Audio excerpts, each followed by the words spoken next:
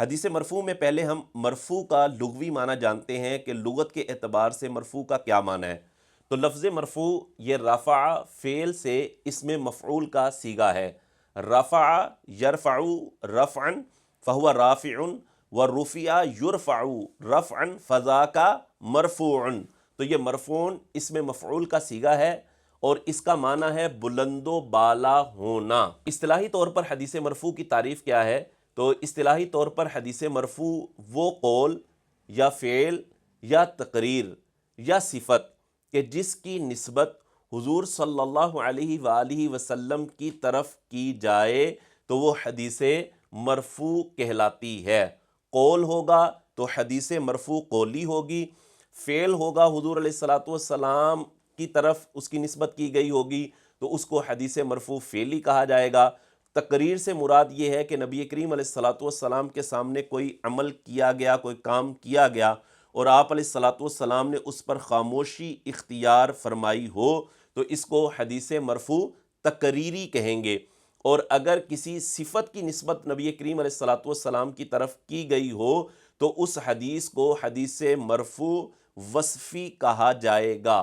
اور نسبت سے مراد آپ یوں بھی سمجھ سکتے ہیں کہ لنک۔ اچھا، اس میں حدیث مرفوع قولی کی مثال میں نے یہ بورڈ پر لکھی ہوئی ہے، اس کی سند بھی آپ دیکھ رہے ہوں گے اور اس سند کے آخر میں آپ دیکھ رہے ہوں گے کہ سمعت رسول اللہ صلی اللہ علیہ وسلم یقول کہ حضرت انس رضی اللہ تعالی عنہ کہتے ہیں میں نے نبی کریم علیہ الصلوۃ والسلام کو فرماتے ہوئے سنا۔ تو یہ آخر میں جو یقول آ رہا ہے اس سے یہ پتہ چل رہا ہے کہ یہ نبی کریم علیہ الصلوۃ والسلام کا آگے قول حضور کا فرمان شروع ہو رہا ہے۔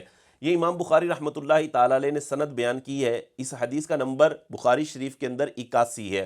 تو حضرت انس کہتے ہیں کہ سمعت رسول اللہ صلی اللہ علیہ وسلم یقول میں نے نبی کریم علیہ الصلوۃ والسلام کو فرماتے ہوئے سنا کہ من اشراط الساعۃ کہ قیامت کی نشانیوں میں سے کچھ نشانیاں یہ ہیں کہ ان یقل العلم علم کم ہو جائے گا، ویظہر الجہل جہالت ظاہر ہوگی، جہالت زیادہ ہو جائے گی، اور ویظہر الزنا اور زنا ظاہر ہوگا، تکثر النساء اور عورتیں کثرت کے ساتھ ہوں گی، ویقل الرجال اور مرد کم ہوں گے، حتی یکون لخمسین امرأۃ یہاں تک کہ 50 عورتوں کے لیے القیم الواحد ایک نگران مرد ہوگا۔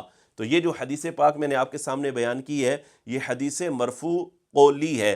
اور اگر حدیث مرفوع فعلی کی طرف جایا جائے تو ترمذی شریف کی حدیث نمبر 257 کہ جس میں حضرت عبداللہ بن مسعود رضی اللہ تعالی عنہ نے فرمایا کیا میں تمہیں رسول اللہ صلی اللہ علیہ وسلم کی نماز پڑھ کر نہ دکھاؤں؟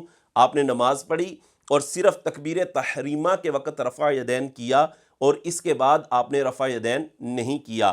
یہ حدیث مرفوع فعلی ہے جس کا نمبر میں آپ کے سامنے بیان کر چکا، ترمذی شریف حدیث نمبر 257 ہے۔ اسی طرح نبی کریم علیہ الصلوۃ والسلام کی حدیث مرفوع تقریری کی طرف اگر دیکھا جائے تو یہ بخاری شریف کے اندر حدیث نمبر 4119 ہے۔